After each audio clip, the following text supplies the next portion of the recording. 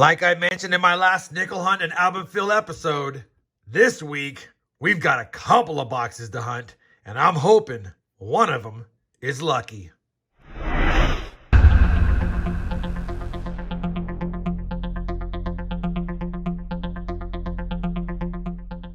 Hey everyone, it's RobFindsTreasure and welcome back to my channel. We have a 2-box nickel hunt for this nickel hunt and album fill series. This is already going to be episode 75, boxes 126 and 127 for the series 1 book, and boxes 26 and 27 for the series 2 book. Now I do want to make a quick reminder, if you're new to the channel or new to the series, I always have the playlist for the entire series starting at box 1, linked both down below in the video description as well as pinned up here for your convenience. For those of you that are already caught up on the series, you'll recall after 125 boxes hunted for Series 1, we just need one more nickel. For the Series 2 albums, through 25 boxes, we're 11 short of completing the books. That being said, we're also a couple of nickels behind on this series where we were after 25 boxes for the Series 1 book. Now, I'm going to slide these out of the way. We'll obviously compare the finds at the end of the hunt to the album to see if we have any additions or upgraders. But most importantly, I'm really on a mission to find that 50D key date nickel to close out the Series 1 book.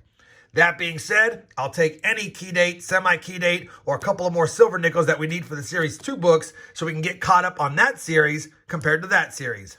And that's a lot of series. Anyway, I popped the top of both of these boxes to make sure I have circulated nickels. I do. This box is in a little bit of a disarray. I'm sure there's 50 rolls in there, but it looks like a couple might have slid down. So that'll make it a little bit tougher to hunt to keep track of the number of rolls I'm on, but we'll do our best. And then I popped the top of this one and saw that we had some circulated nickels as well. And again, it's not in the best shape. We'll get that straightened up.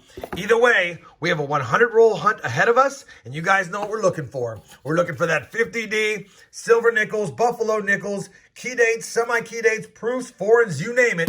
And as always, when I have a find, we'll be back to show you what we got. All right, 100 rolls. Let's get this hunt going. Roll number 2 of box 1. We have our first early Jefferson find. It's going to be a 1946. I think that's Philadelphia. Let's just double check. Could just be damage. Yeah, it looks like it's just damage. 46p. We'll weigh it up. It weighs true, so it's not a Henning nickel. All right, on the board, off and running, box 1. Roll number 4 is going to have an ender. I already took a peek. I thought it could be a war nickel, but it's a 1941 something. Let's see what the mint is. That 1941 ender is from Philly. Roll number 8. We have another 1941. Philadelphia again. Roll number 13. Yet another 1940s nickel. None from the 50s yet. 1940 Philadelphia. And that's our oldest so far. Roll number 22. Another nickel from the 40s. 1941 Philadelphia again. And we did hit 3 50s in the last few rolls. So the board's starting to get filled up. Nothing too old yet. Roll 23. Yet another 1941 nickel. Again from Philadelphia. Roll number 33, and we've got another 41 nickel. Philadelphia again? No, San Francisco this time. Roll number 34. Just cracked open the roll, had an odd edge, and when it spilled out, look at this. We've got our first war nickel of the box. 35% silver, 1943 Philadelphia. So we do need to check it for the over date, which I don't see. And we'll take a quick peek at the doubled I, which I don't see either. But always nice finding silver in your nickel boxes. And we've got another one. That'll make the 2022 silver jar happy yet again. Roll 35, a nickel from 1940. 1940 Philly. A lot of Philadelphia minted coins in this box, which is odd for me. And we actually have 2 1958s. One's pretty nice, and both are Philadelphia as well. And that's a slightly better date, but I'm not sure we need anything for the album as far as upgrades. Obviously, I'll be taking a look at that at the end. Well, box 1 has been hunted, and it was a little bit light. We have 17 finds, and I like 20 or more in a box. We had 8 from the 50s, 9 from the 40s, mostly because of all those 41s, but we did get that one silver war nickel, and if you're not going to find key dates or semi-key dates, silver and buffaloes are always a welcome sight. And speaking of buffaloes, it's been a bit, so maybe we'll get one in that box. I also have 3 nicer 70s and 80s nickels that I'll check against both albums to see if they upgrade, and it's time to move on to box 2. Let me clear this out of the way. We'll bring you back with the first find in our second box. Roll number 52, our first find of box 2, and we actually have a 40s nickel that we don't have on the board. A 1948 Philadelphia. Well, roll number 59 is going to have a pretty exciting obverse. That's a first-year Jefferson nickel, 1938, and it looks in decent shape. I'm hoping it's going to have a mint mark on the reverse for a key date. And it doesn't. Man, that's a shame. That's a nice nickel. I don't think we need a nice 38 in either album, but we'll definitely check it. But I know we have a 38P in both albums.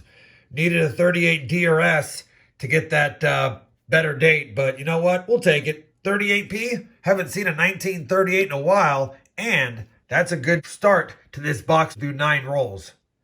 Same roll and another nickel we didn't have on the board from the 40s. A 1947 San Francisco. Man, 1 year off a semi-key date. Needed the 48 or 49S, but we'll take that. That's a good find as well. Roll number 68, and our friend is back. Another 1941 nickel from Philly. Roll 70, we might have another dandy. I've got another older Jefferson nickel, 1939, and that looks like it's in pretty good shape. Please have a mint mark for a key date. It does not. All right, let's check it for that DDR and see if we can get lucky there. And no DDR, and certainly a Philadelphia minted 1939. It's a nice one. Unfortunately, probably not one we need, but definitely one to make the board better. Roll number 73, and I think we're going to have another war nickel right here. And we do.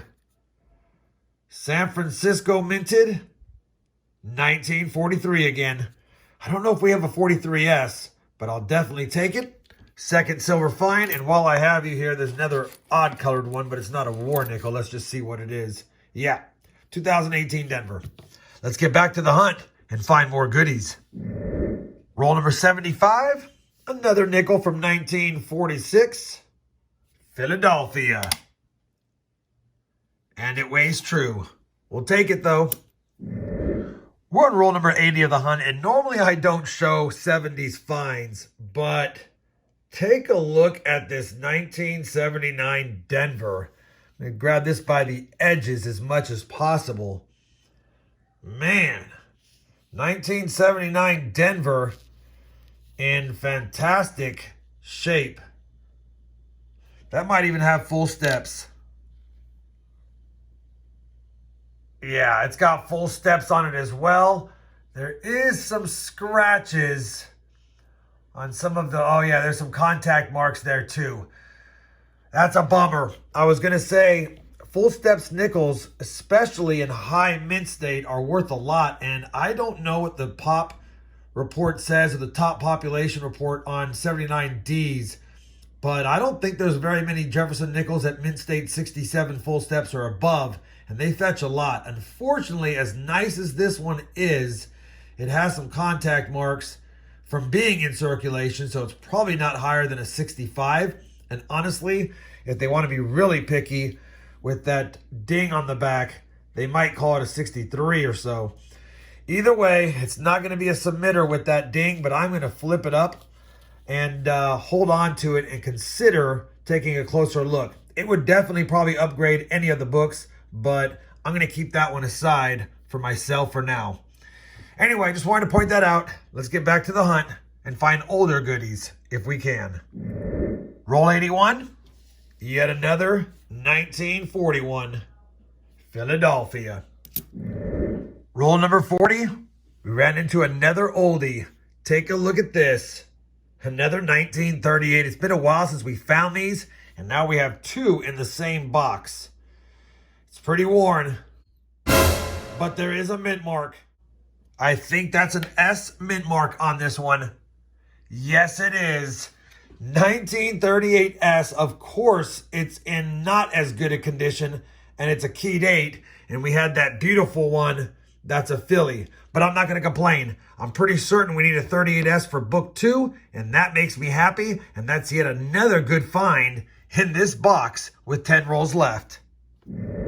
Very next roll, roll number 91, and we have a nickel we don't usually find too often. It's a 1942. We do need a couple of silver nickels from that year, but that's looking non-silver. And it is, and it's just the Philadelphia, not the Denver. We'll take it, though. Another good find on the board. We're on roll number 100, and I just flattened it out, and look what peeked out of the back. We've got a proof nickel. Can't get mad at that. Last roll luck of the hunt, a 1999 San Francisco. Well, we finished that 2-box hunt, and you know what? That was a fun 2 boxes. We only had 16 finds in the first box, but we had a war nickel. We had 22 additional finds in box 2 with another war nickel, 3 from the 30s, including a key date and a proof. Overall, we had 18 finds in the 50s. We had 16 in the 40s, again, including those 2 war nickels, 3 in the 30s, again, including that 38S key date and a proof. On top of that, we found a gorgeous 1979 Denver with full steps.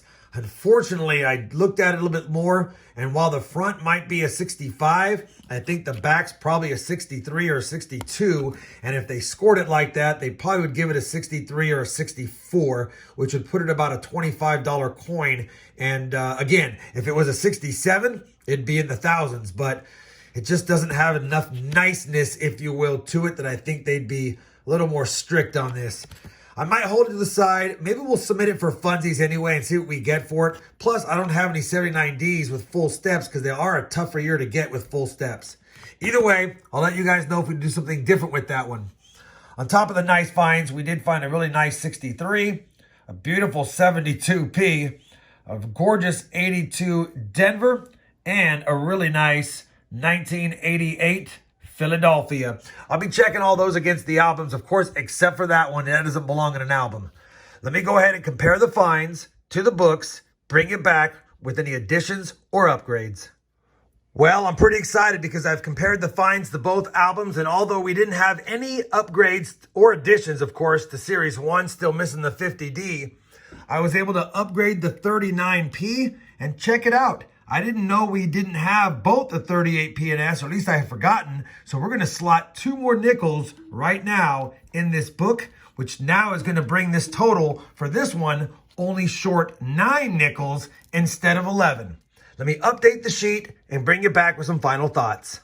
All right, we've got the sheet updated. Series 1, still missing the 50D. Series 2, only 9 more nickels needed, and we slotted a key date, and I'll take that every day. We also are going to be adding a couple of silver war nickels to the 2022 silver jar, and we just added 5 silver half dollars from last night's hunt as well, so he's going to be well fed, and we have more hunts to do this weekend. Well, I think that's going to wrap it up for today's 2-box nickel hunt. You can never get mad at finding a key date nickel, and it gives me hope that we're going to be able to find that 50D eventually. If you did enjoy today's video, I'd appreciate that thumbs up. And if you want to watch other cool videos like this one over here or that one over there, feel free to check those out next. Thanks for watching, and as always, happy hunting.